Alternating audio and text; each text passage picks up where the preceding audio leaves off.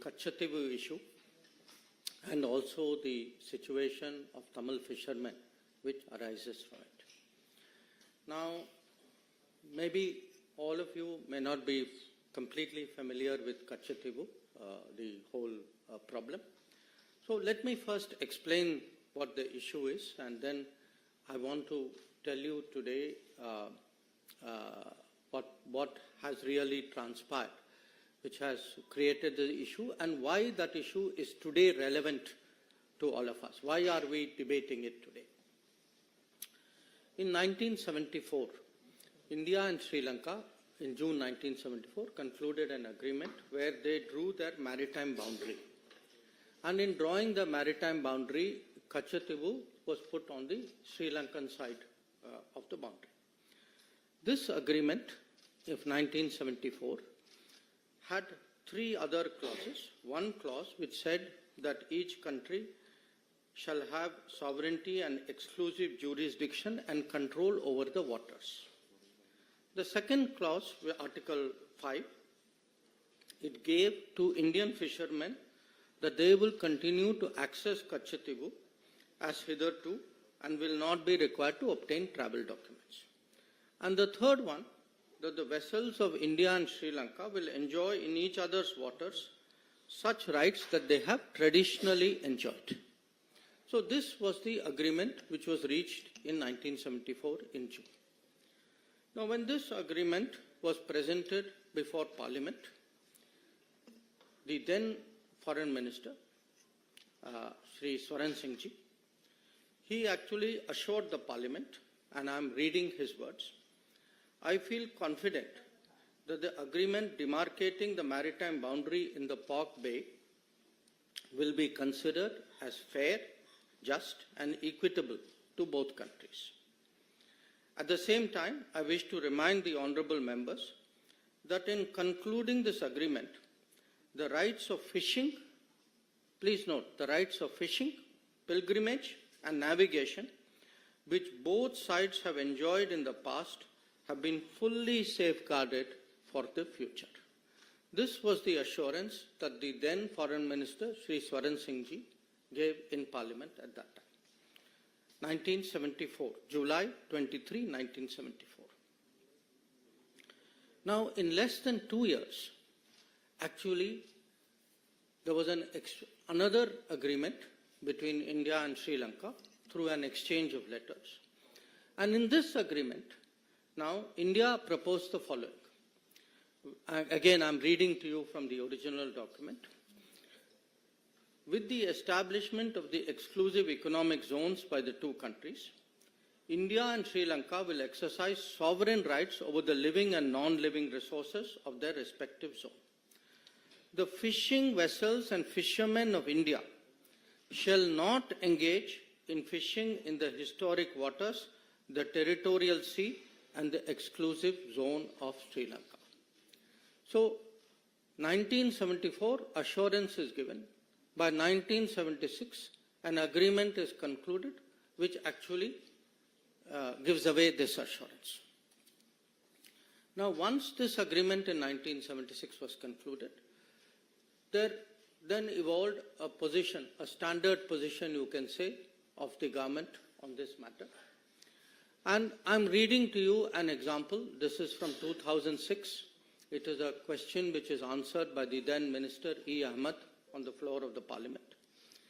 And he says, Mr. Ahmed, the 1974 agreement on the demarcation of the international maritime boundary line between India and Sri Lanka, as also the exchange of letters of 1976 on this issue of fishing rights, stipulate that the fishing vessels and fishermen of India shall not of fishing rights, stipulate that the fishing vessels and fishermen of India shall not engage in fishing in the historic waters, territorial seas and the EEZ of Sri Lanka.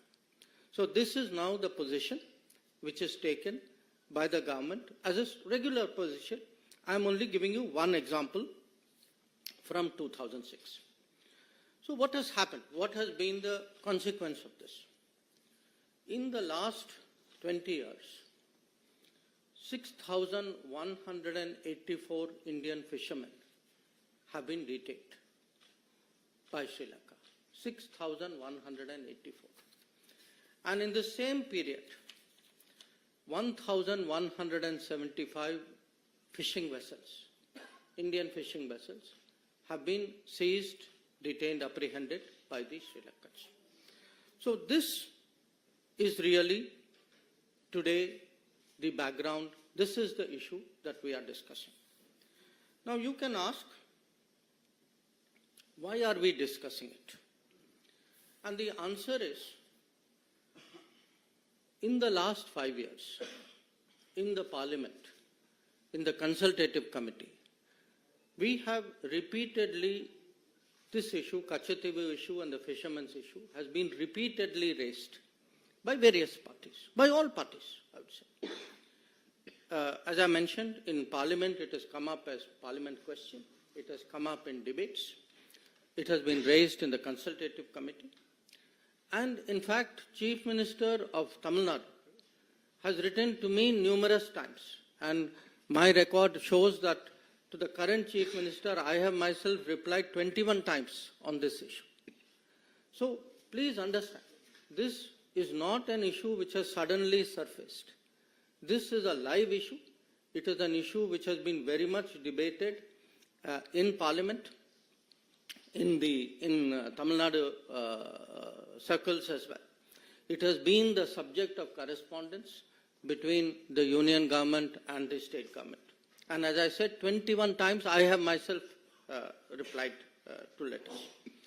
Now, every political party in Tamil Nadu has taken a position on this. And here, one of the reasons why we are debating it is, in looking at these two issues, the Katchatheevu issue and the fishermen issue, two parties, the Congress and the DMK, have approached this matter as though they have no responsibility for it, as though the situation is for central government, today's central government, for them to resolve. There is no history to this. This has just happened. They are the people who are taking up the cause. That is the way they would like to project it. So the purpose of the press conference today, why I am talking to all of you, is we believe that the public has a right to know. The public has a right to know, how did this situation come about? How was Katchatheevu, how was the 1974 agreement reached? How was Katchatheevu given away? How was the fishing issue handled? Because please understand, the fishing issue actually emanated from a 1976 agreement. So there are two agreements we are talking about. So because these have been live issues, because they have been discussed earlier also in Parliament, two documents were sought from us as an RTI request. And these were provided.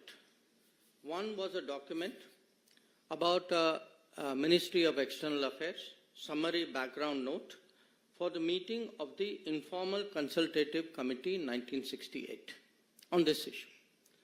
And the second was a record of discussion of a meeting between the then Foreign Secretary and the then Chief Minister of Tamil Nadu, Honorable Kalaignar Karunanidhi, in June 1974. Now, the point today is, we know there are two agreements. We know there's a 1974 agreement. We know there is a 1976 agreement. We know who did this. How has the situation arisen? What we do not know is who hid this, who has been party to it, what has been concealed from the public, and we believe it is the right of the public today to know how did this situation come about. Now, with regard to the Katchatheevu issue itself, there have been claims and counterclaims. India had its arguments. Sri Lanka had its arguments. In fact, in one of the two documents, both documents actually, but one has more detail than the other. These claims have been spelled out in some detail. India's claim is mainly that the Katchatheevu island belonged to the Raja of Ramnath, and that he had it from the time that East India Company assigned it to him. It was part of his zamindari rights, and these rights also included fishery, and also that later on these rights moved from the Raja of Ramnath to the Madras government. A second argument was that during after independence, for many years, Indian customs regularly went to Katchatheevu, and this was not obstructed. And the Indian view also was that there was absence of any documentary evidence to show that Sri Lanka had an original title to Katchatheevu. So these were largely the Indian arguments. The Sri Lankan argument, which also this document, which has been obtained under RTI, has released, was that according to them, they have records which go back to the 17th century, and that they also feel there were some conferences where which looked at their claim in a more positive manner. This is their claim. Now, what actually happened on Katchatheevu was, after both India and Sri Lanka became independent, there were issues between the military of the two countries about using this island. And that's how this issue actually came up as an issue between the governments. And from the 1960s, this issue picked up. And it was particularly discussed. There were many discussions, but I think the most important one was a discussion in 1974, few months before the Katchatheevu agreement was done, when the then Sri Lankan Prime Minister, Sirimavo Bandaranaike, came and met Indira Gandhi ji, who was then Prime Minister of India. So this broadly is the issue. These are the claims. But as I said, we know who did it. We are today looking and discussing who hid it. Now, in all of this, whenever there is a territorial dispute, it is natural that there is a request. You take a legal view of what is the claim. So at this time, the legal view was actually originally sought from the then Attorney General of India, Shri M.C. Setalvad. Many of you would be familiar. He was a very famous person. He was a legal luminary. Now, it's very interesting. Shri Setalvad gave his legal opinion as the Attorney General in 1958. In that opinion, he says, the matter, and I'm reading from it, the matter is by no means clear or free from difficulty, but on the assessment of the whole evidence, it appears to me that the balance lies in favor of concluding that the sovereignty of the island was and is in India. So this is the opinion of the then Attorney General. In fact, he not only mentions that, he also says, because please note, he says that the matter is by no means clear. He says whatever is agreed, it can also be limited by custom or treaty, and therefore Mr. Setalvad suggests that it may be possible for India to contend that there exists a right by custom in the Indian fishermen to fish in the territorial waters of the island. So essentially, the Attorney General is saying that the balance of the balance is something which goes in favor of India. But even if it doesn't, there is still a case. There is still a case to insist on fishing rights, access of Indian fishermen to the waters of this island. Now, interestingly, other than the Attorney General, you know, the Ministry of External Affairs also has a legal department. So we had a gentleman there at that time called Dr. K. Krishna Rao. He was a very eminent person dealing with international law. And Mr. K. Krishna Rao also takes a very interesting view. He says, I'm not suggesting that we have no case at all, but I submit that our legal case in this connection may be used to obtain fishing rights around the island. So what we have essentially is, you have the main legal people, and please bear in mind, we are talking 1958 and 1960. The main people actually saying, look, we have a case, it may not be a 100% case, we don't know where this case may go, but at least we should insist minimum that we should get fishing rights. And as I told you at the beginning, the island was also given away in 1974, and the fishing rights were also given away in 76. And whether in 74 itself, was there any sincere effort to press for fishing rights? I think I'll leave it to you to conclude, because 1976 shows otherwise. Now, if this is the situation, you will ask, how did this happen? Now, how did this happen has many aspects to it. One, and perhaps to me the most basic, I would say recurring one, is actually the indifference shown by the central government, by the prime ministers of the day then, about the territory of India. That fact is, they simply did not care. And to demonstrate that, I think if one looks at, again, this is there in one of the documents of the released under RTI. This is an observation by the then Prime Minister Jawaharlal Nehru in May of 1961. He says, he writes, I attach no importance at all to this little island, and I would have no hesitation in giving up our claim to it. I do not like matters like this pending indefinitely and being raised again and again in Parliament.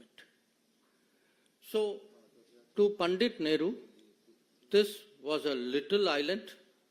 It had no importance. He saw it as a nuisance. Why are people bringing it up again and again in Parliament? So, for him, the sooner you give it away, the better. Now, you can say, okay, this was Pandit Nehru's view. Now, I want to read to you. Actually, this was not just Pandit Nehru's view. This view continued on to Indira Gandhi ji as well. So, it's very interesting. If one goes through the records of Parliament, we are now looking, I'm fast forwarding it to the time when Katchatheevu agreement is done. There is a member of Parliament called G. Vishwanathan from Tamil Nadu. And he says, this is I'm quoting from Parliament records, we are worried about Diego Garcia, thousands of miles away from Indian territory, but we are not worried about this small island. When we speak of it, the Prime Minister, he's talking about Indira Gandhi ji, the Prime Minister is said to have remarked in the AICC meeting that this is a little rock.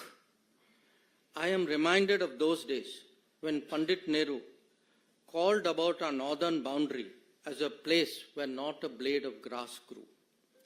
I would like to remind the Prime Minister that after this historic statement by Prime Minister Nehru, Pandit Nehru never regained the confidence of the country.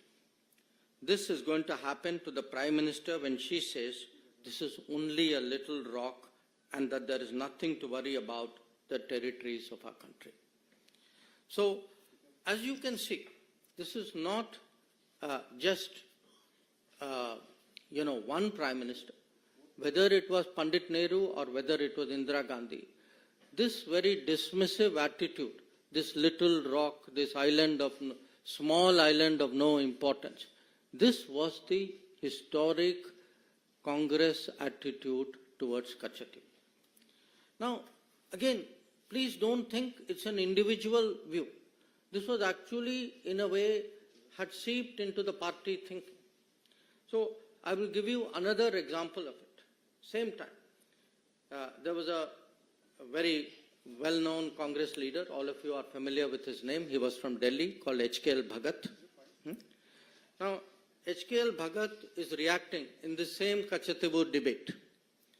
So, he says, and I'm quoting from the parliamentary record, he says, my honorable friend from the DMK was just now talking about Katchatheevu, the island. It appears to me that the DMK thinks that probably they can desperately cling to this issue and survive in Tamil Nadu. The Jansangh at one time thought they could survive by clinging on to Kutch, but they failed. The DMK is also bound to fail because people of India and the people of Tamil Nadu are mature enough to see that it is in the interest of India, a big and great country, to keep her neighbors, particularly her small neighbors, satisfied. So, please appreciate today how strong, how deep, how pervasive this thinking was. For them sitting in Delhi, this island, this small rock, this island of no importance, this did not matter. It was an inconvenience to be given away so that they, in their minds, could actually get, not just have good relations with a neighbor. They found it irritating, it was coming up in parliament. For them, it was a headache. So, they saw the territory of India. And when someone says Jansangh also had the same view, yes, there were parties for whom every millimeter of Indian territory mattered. Apparently, there were parties to whom even large tracts of Indian territory, as we saw in Aksai Chin, did not matter. Now, so far, I have spoken about what was the approach of the central government and of the Congress party. But you have to ask yourself, would it have been possible if there was no connivance at the state level? Now, since 1974, we have heard protestations from the state government, then state government, from the DMK. As I pointed out, I get so many letters even now from the Chief Minister of the DMK. So, I want to now turn the focus to the second document of the RTI. This is a document which is a record of a meeting on 19 June 1974, which is held in Fort St. George, the Secretariat, Tamil Nadu Secretariat conference room, where the Foreign Secretary, accompanied by the Director of the Historical Division, he calls on the then Chief Minister of Tamil Nadu, Kalaignar Karunanidhi, and present there are the Tamil Nadu Chief Secretary, gentleman called P. Sabanayakam, and the Home Secretary, a gentleman called S.P. Ambrose. Now, I want to share with you the relevant part of this, because this will now answer the question. Not just the question who did it, but the question who hid it also. After the exchange of courtesies, Foreign Secretary, recalling the talks he had in New Delhi with the Chief Minister in 13th October 1973. So please note, we are talking 19 June 74. So talks have been going on between the Foreign Ministry, Union Government, and the Chief Minister from 1973. So, recalling 13th October 1973 and with the Chief Minister, Secretary and other officials of Tamil Nadu in Madras on 14th October 1973, before the Indo-Sri Lanka official level talks in Colombo on 15-16 October 1973. So, the key point is, 1 year before the Katchatheevu agreement, already then Union government and then state government led by DMK were already, the chief minister, up to the level of chief minister, were already discussing this agreement, and they are discussing this agreement before they actually go into talks with Sri Lanka. Now then it says, Foreign Secretary said, the purpose was to keep the Tamil Nadu government fully informed. Please note these words, fully informed of the developments in the talks with Sri Lanka and get the benefit of the views and negotiations of the Tamil Nadu, views and suggestions of the Tamil Nadu authorities. So this is actually the truth. The truth is, for a party which has been saying, how was Katchatheevu given away? How was state government not consulted? How could the union government have done this? The fact is that actually there were consultations going on. They were kept fully informed. And please, when you hear the rest of it, you will see that it is much more than this. So I am now reading another part of the document.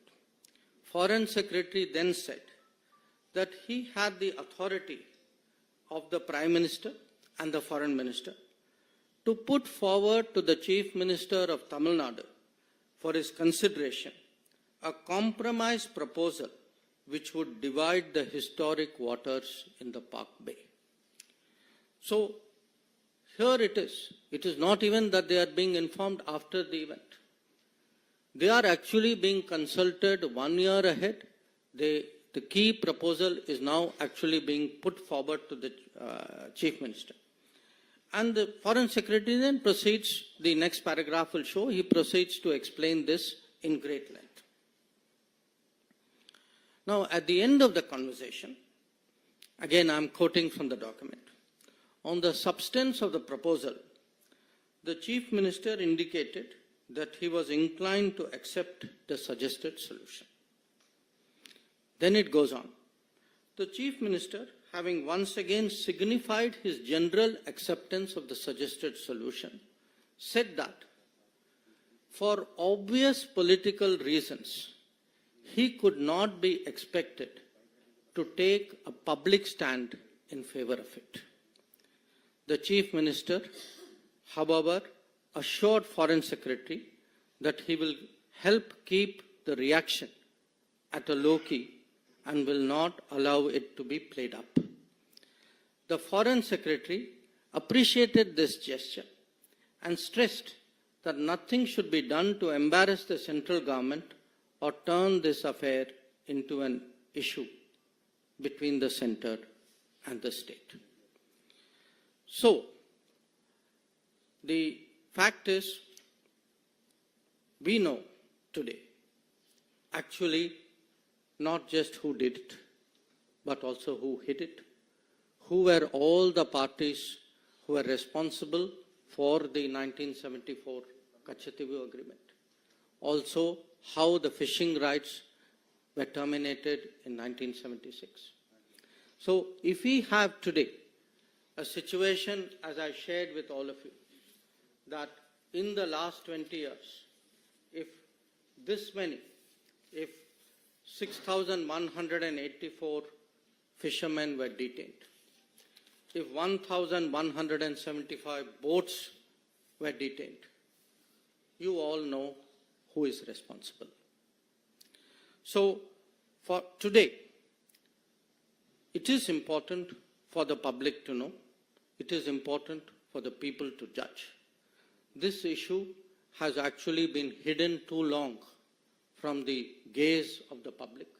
So, we believe today that, at a time when there are big debates and decisions going on in this country, that the full truth on Katchatheevu and on Tamil fishermen's activities and right of living should be placed before the public.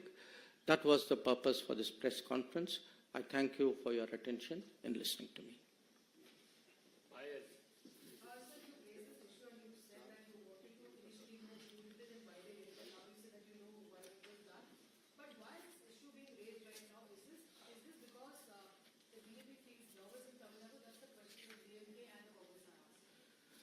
Payal, no, I don't think it is a question of feeling nervous. On the contrary, I think anybody who has seen the Prime Minister's road shows will see the upsurge and the enthusiasm in Tamil Nadu.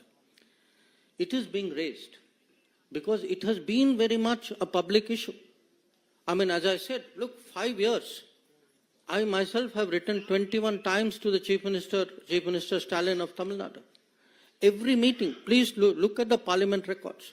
You know, anything, there was a discussion even on anti-piracy legislation. The DMK members stood up immediately and said, Katchatheevu, Tamil Nadu fishermen. We support it.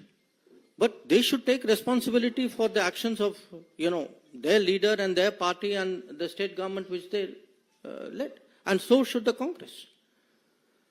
I mean, if their policies, their conscious decisions and things which they had as a deal between them, if this deal led to this situation, they should own up to it. And why am I bringing it up? I am bringing it up today because fishermen are still being detained. Boats are still being apprehended. Issue is still being raised in Parliament. But it's being raised in Parliament by two parties who actually did it and say, oh, I had nothing to do with this. So I think the truth must come out.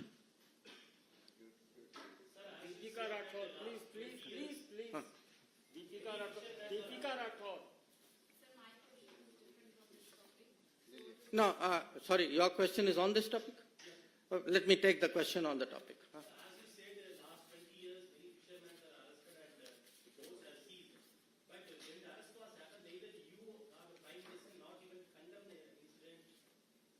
No. Excuse me. Whenever there was an arrest, how do you think the people got released? They got released due to our efforts.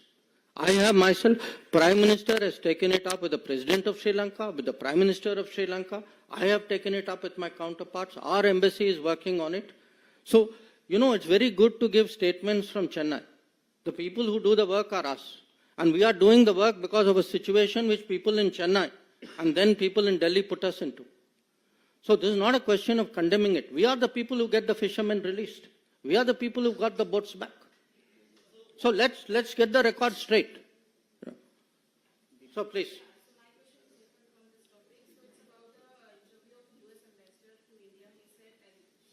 No, wait. First, let's take questions on this topic.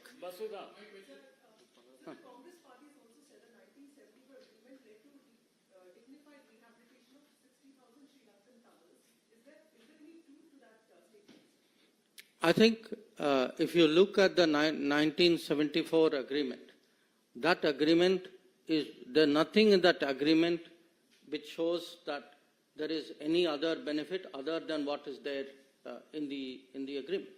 See, what is very troubling?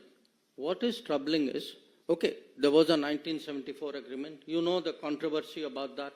You all know that this matter has gone to Supreme Court. It is sub judice out there. Then, after giving assurance in 1974 that nothing has actually changed, in less than 2 years, actually the fishing rights change. Okay. Then, now two things have happened.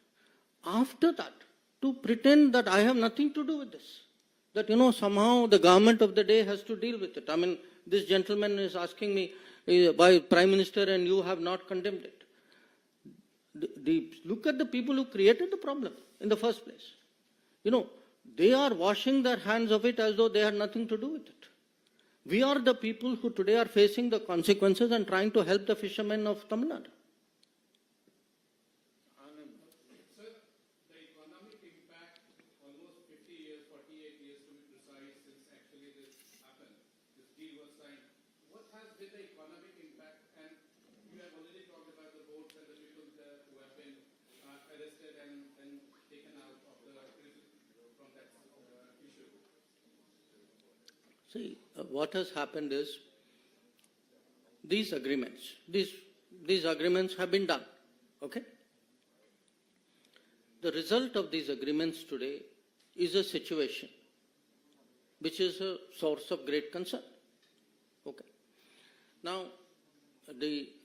what is important for people to know is how did this situation come about? who is responsible for it, so that we can now find solutions. We have to find a solution.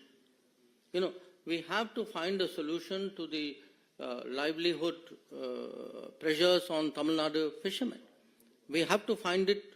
Obviously, it has to be something that we'll have to sit down and work out with the Sri Lankan government as well. And in fact, we have made great efforts. On the contrary, we have tried to, this government has tried to support them through various schemes by giving them, support for longliners, which will take them further away into the sea, by trying to support the fishing industry out there, by trying, wherever there is an apprehension, by working out procedures and getting them back. So we have given, 100% support and more for the fishermen. But somewhere we have to be honest about how this situation came about. And I think particularly because people are politically posturing, the same people who connived at all this are today standing up and trying to pretend to be champions of this fisherman.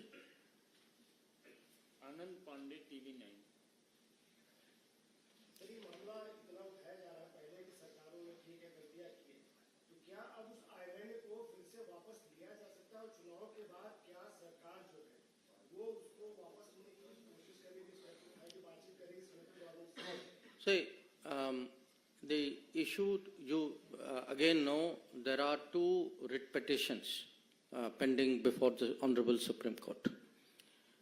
So when a matter is sub judice, nobody speculates on this matter. Today, the issue is, how did we arrive at this point? Who has the responsibility? And who is hiding what?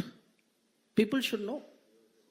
So what will happen in the future? I think, as I said, matter is sub judice.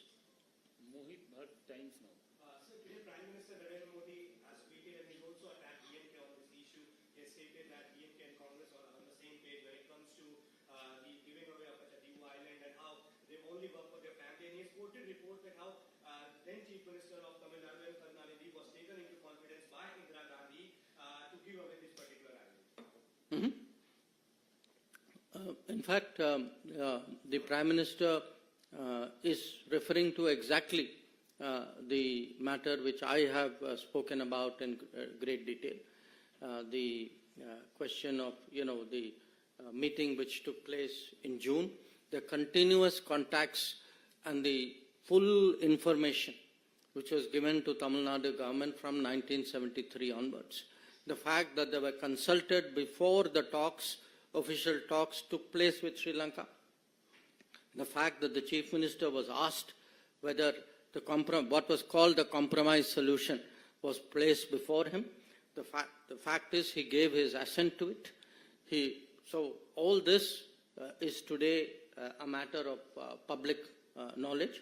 So the reality stands, in the glare of sunlight, that the right to information has shown to the people of Tamil Nadu that actually the DMK very much connived with the Congress party in 1974 and thereafter in creating the situation which has happened. Sir, I was to say, why the then Chief Minister Karnataka accepted to give the rights of Katchatheevu to Sri Lanka? Is there any political pressure or is there any reason? You should ask DMK that question, no? Sir, do we have any updates on the number of Indians still left in the Russia-Ukraine war zone? In what? Russia-Ukraine war zone, because yesterday also. Oh, okay. So this is not, I'll come to your question. Anybody else on this question? Huh.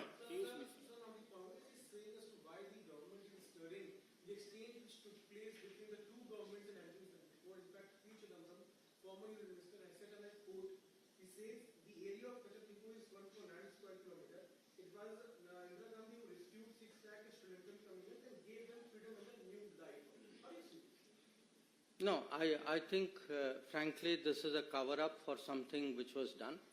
If there was any such consideration, we would see it in the records. The record is very clear. What does the record say? The record says, Pandit Nehru said that this is a small island of no importance. The record says Indira Gandhi said this is a little rock which doesn't matter. first you say it doesn't matter. Now you claim that you actually got something for it. There's nothing to show that. So there's no doubt whatsoever that we are approaching the poll season. Through this press conference, through the documents that have been released, what is the message that the BJP is trying to give to the people of Tamil Nadu vis-a-vis political impact? No, look, I think it is important for the people of Tamil Nadu to know the truth about a very emotive issue on which the public has been misled for many, many years. The purpose, there is only one and one purpose for this press conference. That purpose is the public has the right to know. The public in Tamil Nadu particularly has a right to know about an issue on which there has been so much debate in the last 50 years. We need TV 18. Sir आपने बहुत अच्छे से इस मुद्दे को कच्छातीवू का जो मुद्दा था उसे समझाया, लेकिन अब बीजेपी क्या चाहती है? कच्छातीवू को वापस भारत में ले लेना चाहिए। बीजेपी का क्या विचार है? I have already answered that question. Huh? You already had two chances, please. Sorry? I think all of you are asking what I have already answered. The matter is sub judice before the Honorable Supreme Court. So let us do one thing. I think two of you had different questions. First she asked first. Please allow me.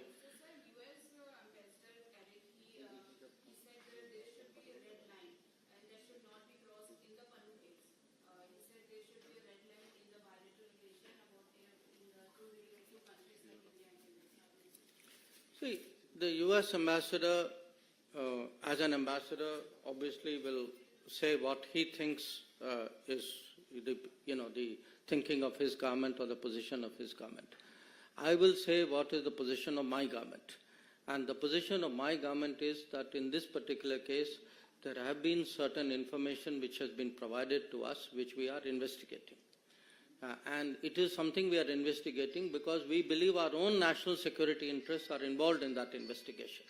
So as and when we have something to say on that investigation, we would be very glad to speak about it. At this point of time, beyond the fact that there is an investigation going on, we have nothing more to say.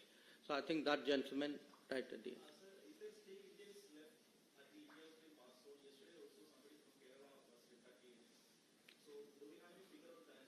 You know, I had the Ukrainian foreign minister in Delhi just 2 days, 3 days ago. And my understanding is, yes, there are some Indians, there are some people who are working there, some people who are studying there. There are different people who are doing different things. So there are some people who have chosen to go back. Again, I want to say, we had given advisories asking people not to put themselves at risk.